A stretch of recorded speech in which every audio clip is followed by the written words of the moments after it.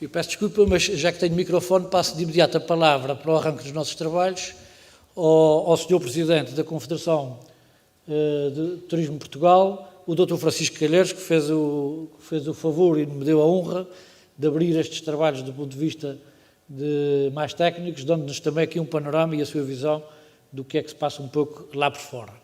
Dr. Francisco Calheiros, não sei se está em condições de entrar online. Peço ali à equipa técnica para... Aí está.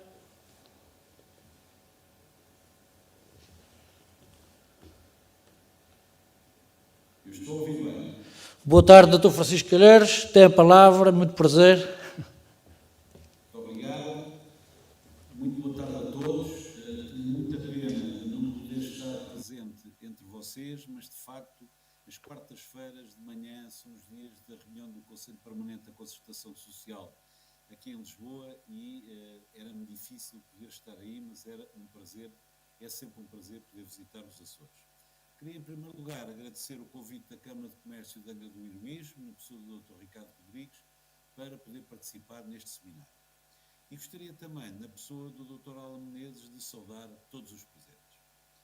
Aproveito, antes de mais, para felicitar a organização pela escolha do tema, que o digital, se já era uma realidade antes da pandemia, agora tornou-se algo perfeitamente inevitável. Do marketing à promoção dos produtos e serviços, dos modelos de negócio à área financeira, o digital entrou em força na nossa atividade turística. Mas para falar sobre este tema, temos vários oradores que me vão seguir a mim e que são convidados que certamente têm muito mais e melhores competências no domínio do digital. Nesse sentido, eu vou cingir-me ao tema que me confiaram, ou seja, a retoma das empresas do turismo. Comecemos por alguns números de enquadramento. De 2009 a 2019, Portugal teve 10 anos de turismo perfeitamente extraordinários. Mais que dobrámos a nossa atividade, e relembro que estávamos a falar de 10 anos que vieram a seguir a 10 anos praticamente de estagnação, e foi o turismo que foi o grande impulsionador para se passar de uma taxa de desemprego de cerca de 17% para 6%, foi o turismo que conseguiu que pela primeira vez Portugal tivesse uma balança de transações comerciais positivas em 40 anos de democracia e muito do crescimento do PIB se deve ao turismo. Aliás, eu dou várias vezes este exemplo. O World Economic Forum, como sabem, todos os anos estuda o grau de competitividade dos países. No último estudo que fez, Portugal aparecia no 32º ou 34º, não me lembro bem, países mais competitivos do mundo. E depois de analisar o país, analisa-se as várias atividades económicas. Aquelas que estão acima do 34º lugar estão com pior performance do que o país, as que estão abaixo do 34º lugar estão melhores do que o país. O turismo foi reconhecido pelo World Economic Forum em Portugal como o 12º mais competitivo do mundo. Quer isto dizer que nós, neste momento, jogamos usando uma linguagem um bocadinho futebolística, e desculpem, porque eu sou sportinguista e como tal ando um bocado entusiasmado com o que se passa, mas usando esta linguagem futebolística, estamos de facto na Primeira Liga. Ora bem, entretanto, como disse o meu antecessor, veio a pandemia e vamos ter o antes de Covid e o depois de Covid. Eu relembro sempre que a primeira reunião de emergência que tivemos na Confederação do Turismo foi para saber se salvávamos ou não a Páscoa. Estou a falar da Páscoa 2020, ninguém acredita, mas de facto, nessa altura, a nossa preocupação é se salvaríamos ou não a Páscoa. Não salvámos Páscoa, não salvámos verão, não salvámos o ano todo. E o que é que aconteceu? Os números de 2020 levam-nos a números de 1993, foi isto que andámos para trás, e quando achávamos que o pior já tinha visto, os números de janeiro e fevereiro de 2021 comparam com o longínquo ano de 1974. Andámos 50 anos para trás.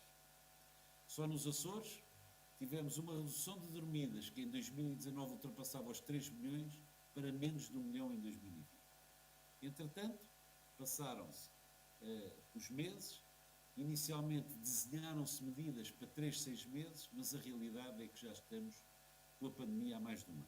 E em termos de medidas, o que é que assistimos? Eu dividiria em duas grandes linhas. O layoff e medidas de apoio à retoma e as medidas de apoio às empresas.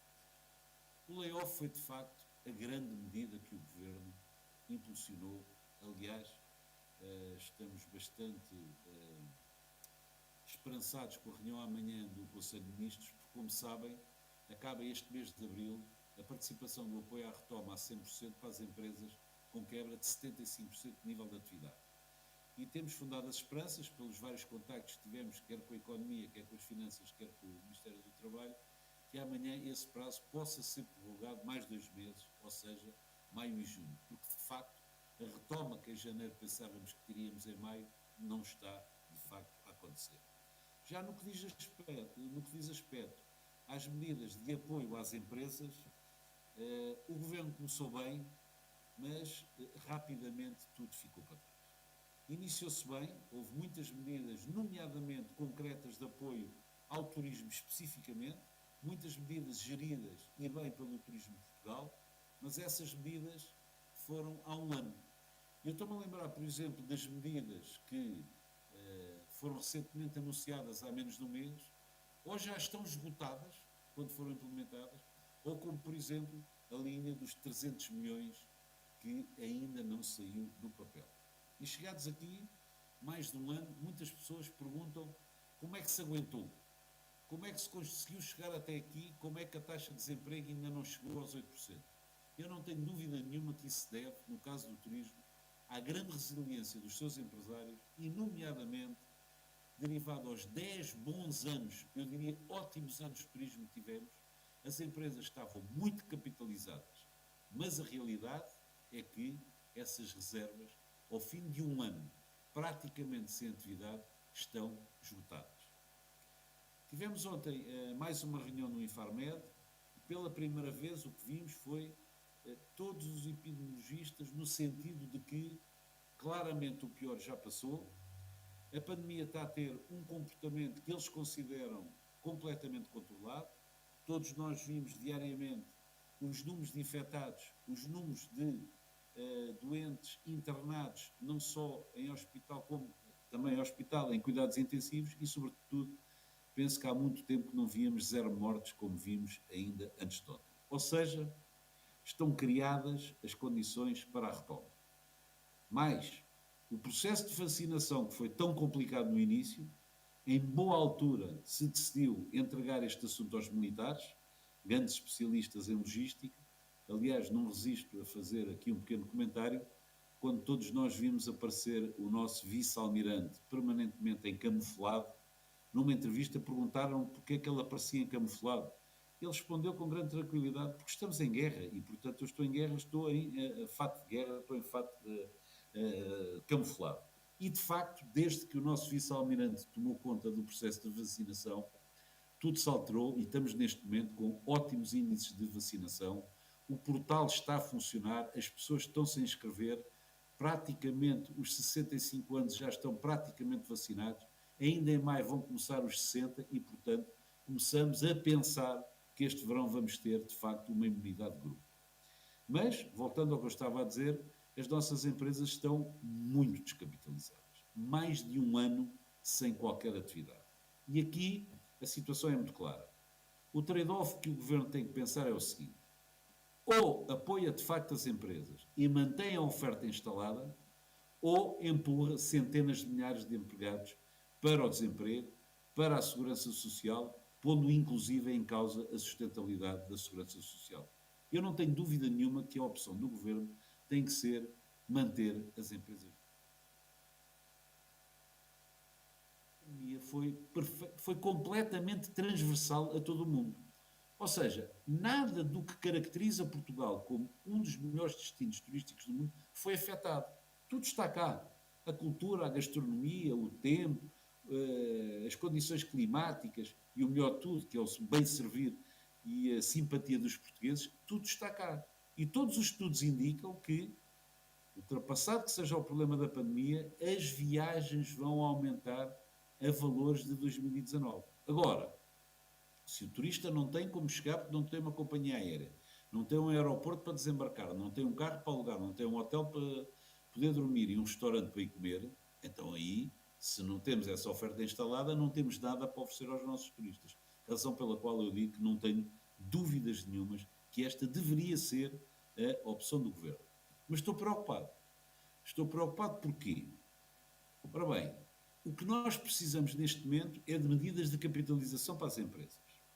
Em primeiro lugar, as medidas de capitalização já definidas há cerca de 6 meses, que previam várias alternativas de capitalização das empresas, seja o capital de risco, sejam as obrigações subordinadas, as obrigações convertíveis em capital, ainda não saíram do papel. A seguir tivemos o famoso PRRS que desafio-vos a quem tiver interesse, temos na próxima sexta-feira, ou seja, depois da manhã, um webinar promovido pela Confederação com a participação do Sr. Ministro Nelson de Sousa, responsável pelo PRR. Aquilo que nós falámos e criticámos, e quando o PRR teve em discussão pública, a Confederação fez um grande parecer sobre o PRR, mas é que na realidade não aparece a palavra turismo no PRR. Aliás, aparece 4 vezes, 2 das quais até nem muito abonatórias, dizendo que é o grande culpado pelo problema da falta de habitação. Só para dar uma ideia, a palavra administração pública aparece 57 vezes, portanto a importância está realmente muito relativizada, mas aquilo que o Governo nos diz é não, o PRR é um documento estrutural. Não é para lá que se devem estar a pensar nas várias atividades económicas. Mas isto não é verdade. E não é verdade porquê? Porque recentemente entraram capítulos específicos do PRR, quer para a cultura, quer para o mar. Nada tendo contra, pelo contrário, nem com a cultura, nem com o mar, não entendemos porque é que o turismo não tem um capítulo, um programa específico do PRR. Mais, fomos analisar alguns concorrentes nossos, o caso de Espanha. Espanha tem um capítulo no PRR espanhol claramente dedicado ao turismo, que aliás tenho aqui na minha cábula, se chama Plano de Modernização e Competitividade do Turismo. Não contentes, fomos analisar o PRR italiano. Exatamente a mesma questão. Existe no PRR italiano um capítulo específico para o turismo que dá pelo nome Turismo e Cultura 4.0. A seguir, temos neste momento um programa de estabilidade que está em análise pública, que nós estamos a analisar e que iremos comentar, e é dentro do programa de estabilidade que está o PRR. Ora, o programa de estabilidade diz que as medidas estão dentro do PRR, mas nós vamos ao PRR e não vemos as medidas do turismo.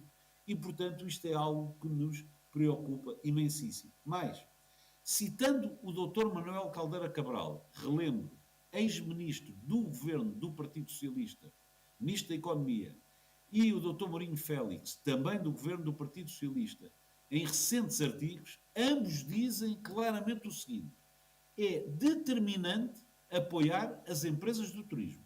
O ex-ministro diz mais: não se esqueçam que em 2009 a atividade que mais ajudou a sairmos da crise da Troika foi exatamente o turismo. Isto é o que dizem os ex-governantes do Partido Socialista. E ainda no que diz respeito à capitalização, uma nota final sobre as moratórias. Já alguém apelidou como uma bomba relógio que poderá estourar em setembro. Estamos muito preocupados com isto, temos tido grandes reuniões com o Governo. Bem sei que é uma situação que depende também da EBA, da European Bank Association e de Bruxelas, mas é fundamental arranjarmos uma resolução para estas moratórias que terminam em setembro, porque as empresas ainda não vão estar em condições de poderem estar a pagar estes empréstimos. Duas notas finais que têm muito a ver com o turismo e muito a ver com os Açores e que me preocupam bastante, que é a questão da TAP e a questão do aeroporto. Este processo da TAP está muito complicado, todos vimos as notícias no dia-a-dia, é o CEO que vem, é o CEO que não vem, é a estrutura comercial que já não existe e, portanto, é os operadores que querem programar com a TAP e a TAP não fornece preços. Ora, os Açores, sendo mais dependente ainda do que o continente da via aérea, é quase tanto igual, porque sejamos claros, os nossos turistas chegam a 86% por via aérea, a companhia aérea é determinante. E a outra questão é o aeroporto de Lisboa. O aeroporto de Lisboa, isso que a Confederação não se cansa de dizer. É uma vergonha estarmos há 50 anos a decidir o que é que acontece no aeroporto de Lisboa. Estava decidido que era a Portela mais Montijo. Agora voltamos a ter outra vez estudos de impacto ambiental estratégico E a situação é esta: qualquer aeroporto vai demorar 3 a 5 anos a estar construído.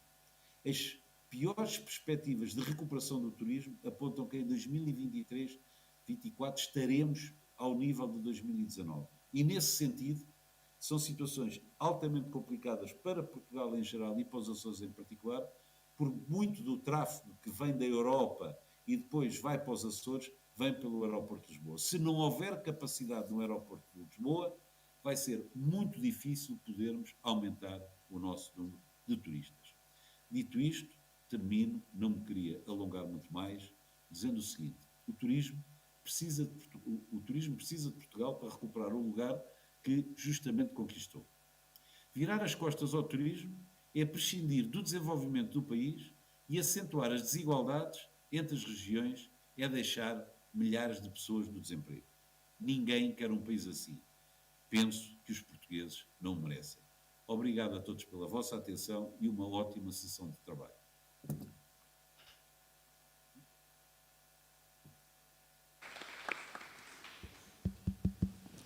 Obrigado Francisco, pela sua intervenção, aliás, muito clara e franca, como é que se costume. Não tenho a certeza se ficamos mais descansados, mas de qualquer maneira é a visão nacional que temos neste momento e, portanto, temos que partilhá-la. Muito obrigado, eu libero para as suas atividades, que sei que está aí um pouco atrapalhado e, portanto, mais uma vez, um grande agradecimento. Um abraço.